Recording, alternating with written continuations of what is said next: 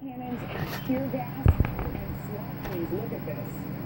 To deal with the growing crowds, from what we can see, dozens have been arrested. All this as the president meets in private with German Chancellor Angela Merkel ahead of his first ever meeting tomorrow with Russian President Vladimir Putin. Also, a warm welcome and rousing reception earlier today in Warsaw, very different scene, where the president delivered a powerful speech on foreign policy, highlighting the strong bonds between the U.S. and Poland and sending a pointed message to the rest of the world.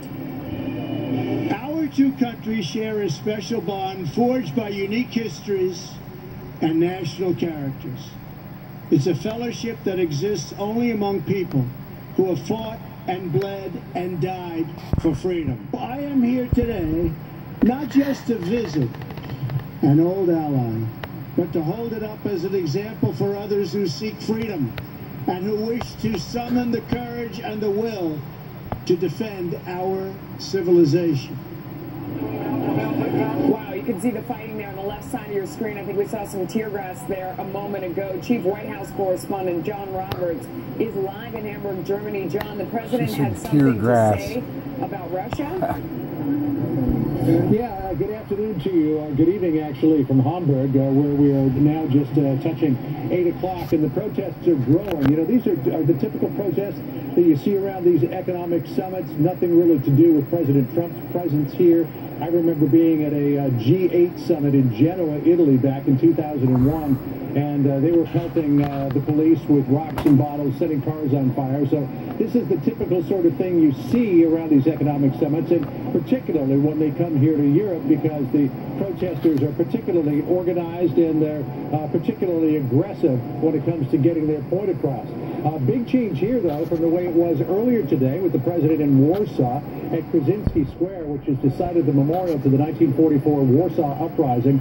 Very friendly crowd there, chanting Donald Trump, many, many times as the president gave a speech which was meant to further strengthen the relations between the United States and Poland.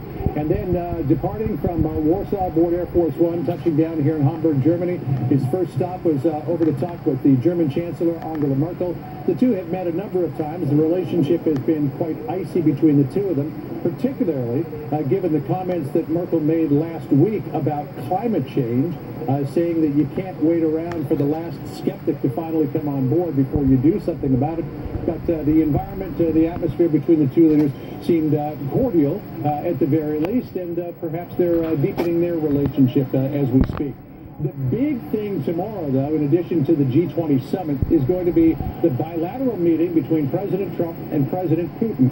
This is the first time that the two of them have met. There's no set agenda for this bilateral, I'm told. It's all about setting expectations. I'm also told that it is going to be a very, very small group of officials in that meeting. At least that's the plan for now. It could just be the president and the Secretary of State, Rex Tillerson, together with an interpreter.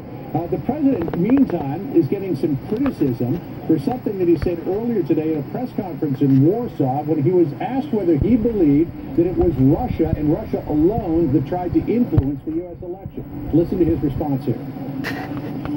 I think it was Russia, and I think it could have been other people in other countries.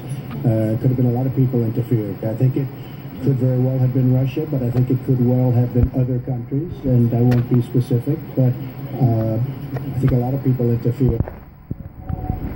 And the fact that he said it was Russia, but perhaps not Russia alone, is drawing fire from Adam Schiff. He is the ranking member of the Senate, of the House Intelligence Committee, saying that President Trump is continuing to propagate his own personal fiction at the country's expense, in a terse statement saying, quote, President Trump must have the courage to raise the issue of Russian interference in our elections directly with President Putin. Otherwise, the Kremlin will conclude he is too weak to stand up to them. Basically, Schiff is saying, Melissa, that the president has already capitulated to Russia and that there's no way tomorrow's meeting could go well.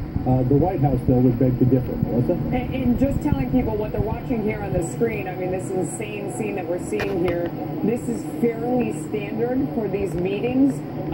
But a few moments ago, you saw that police in the area, they were spraying the crowd with water in order to press them back from the meeting. John, let me ask you, President Trump, though, this time another difference. He is standing firmly behind NATO at this point. Yeah, remember back in Brussels in his first foreign trip when he was at that NATO summit and he was giving that speech before the unveiling of the Article 5 memorial, which included a piece of the Berlin Wall as well as a piece of the World Trade Center. He was roundly criticized for not, as presidents have done before him, reaffirming America's commitment to Article 5, which states that an attack against one NATO member is considered to be attack against all. Well, he put to rest today any criticisms that may be lingering about what he didn't say then with what he did say today when he talked about the fact that he has been pushing NATO members to come to the table by spending what they pledged to do, and that is 2% of their GDP on military in order to fulfill their NATO commitment. Listen to the president here. To those who would criticize our tough stance, I would point out that the United States has demonstrated, not merely with words, but with its actions, that we stand firmly behind Article 5, the mutual defense commitment. Words are easy, but actions are what matters. There it is, the mutual defense commitment of Article 5 from NATO. So the president has articulated that. He's articulated it loudly, and that should put to rest any lingering criticism. The president also today articulated what a blessing for the world a strong Europe is. So on two fronts today, Melissa, he answered critics who say that maybe he's not really so forceful in terms of his belief that Europe should be strong, and in the mutual defense clause of the NATO alliance.